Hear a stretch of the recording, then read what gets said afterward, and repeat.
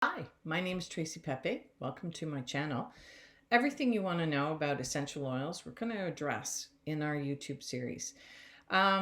Please hit the subscribe button. And for those of you who have come back, thanks again. I really appreciate your following, the likes, the questions, the comments. I try to do my best to get back to you all. I've been in the industry for over 25 years, working with scent. I scent spaces.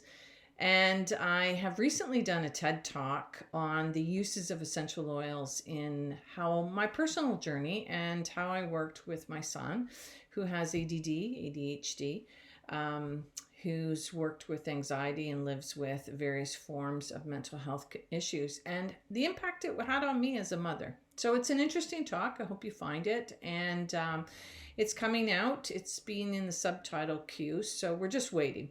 But in the meantime, I'm doing these YouTube channels to reach to my community, teach people the applications on how to use scent, and to possibly change their work environment now, their home environment, increase the opportunities to have better conversations or environments for their home with their children.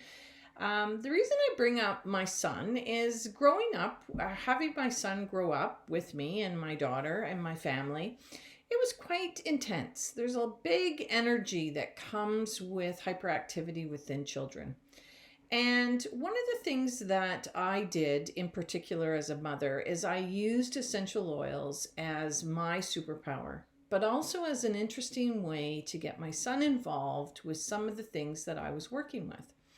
Scent itself is a trigger, and some children in particular with diagnosis in the spectrum, they're highly sensitive to sound. They can be sensitive to smell, sensitive to taste, texture. They have various different sensitivities. And so one of the things that I learned with my son is he had a very acute sense of smell. And he didn't really pay attention to it, but I know when I used to put certain smells in rooms, I knew there was a different response to him. And so these were the things that I tried to work with, creating an atmosphere.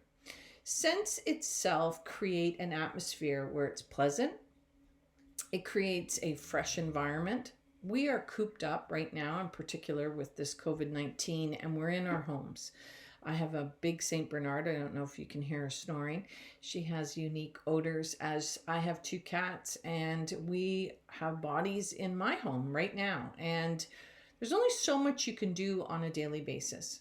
Adding essential oils in the diffusers to scent your space are amazing tools. So the question becomes what to do. In my YouTube series of this particular channel, as well as weekly, we're doing live Zoom conference calls. We are putting together a whole bunch of content on what to do. So one of the sessions that I'm going to focus on today is patience with patients. And what does that mean? So we as the caregivers have to have a level of patience. Unfortunately, in these particular times, we need a heightened level of patience.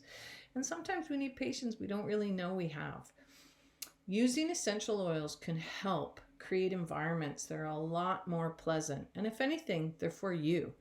They're helping you deal with the situation. Never mind your partner or creating an atmosphere that is beneficial for everybody else, because I know that's part of our goal. However, in certain situations where it's very challenging, set up the room or the environment that is best suited for you so you get your superpower and you can be the one who is patient, which then can deal with the other situations that occur. Are there particular essential oils that are really good for that? Ylang ylang, bergamot, oils, jasmine, floral essences, things that have an anxiety-based or calming or heavy smell to it. Florals have that opportunity, but citruses are usually the go-to for creating a fresh, happy environment. Lemongrass is another one that is really nice. I think the point with all of this, and in all the years that I have scenting, one of the things that I have learned is the threshold. It's how strong it is. When you scent a room, do not make it as strong as, think of it as lighting and sound. If it's too loud, it's uncomfortable. If it's too many lights or really bright LED lights, it's not a pleasant space. It's too stark. Put your diffuser near the air vent that is blowing this blowing heat or air conditioning through the room. That is a very good point, because what that does is it takes the diffuser and it spreads it even more. Secondly, put your scent on for a period of 4 hours and then shut it off. We get nose blind after a period of time. Create a nice atmosphere, soft, subtle, just a background, something pleasant.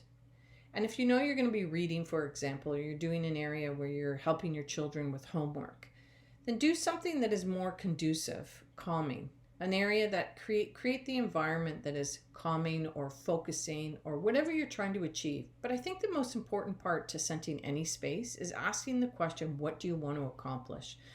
Don't choose essential oils as you would choose an eau de parfum or something that you would wear.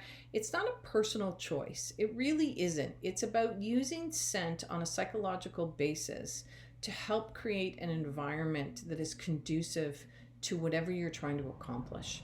So lavender is very soothing. It has a very calming smell, but it's really good for sleep, and that's what it's known for.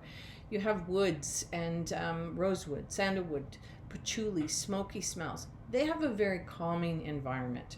My office area, or my living room where you're at now, is very dramatic. I have used colors of black, and I have white and wainscoting, and I have dark pink, and that's how I like my space. And so my space is quite unique, but it's quite quiet. And so when I put smells in here, I try not to use citruses. I try to use things that have wood notes to them, that are very almost grounding. And if you think of those words and think of it in an opportunity, one of my videos that we just did, we were talking about controlling cravings, and I gave a lesson on basically taking 10 scents, smelling them, writing down, and creating a repertoire of what you feel those smells are. There's lots of amazing books, lots of research and literature, and I'll guide you in the specifics of those smells. Thanks for coming out to the YouTube channel. I hope to see you again. If you have any questions, send it to me. My name is Tracy Pepe, and I hope you're enjoying your smelling and scenting your space.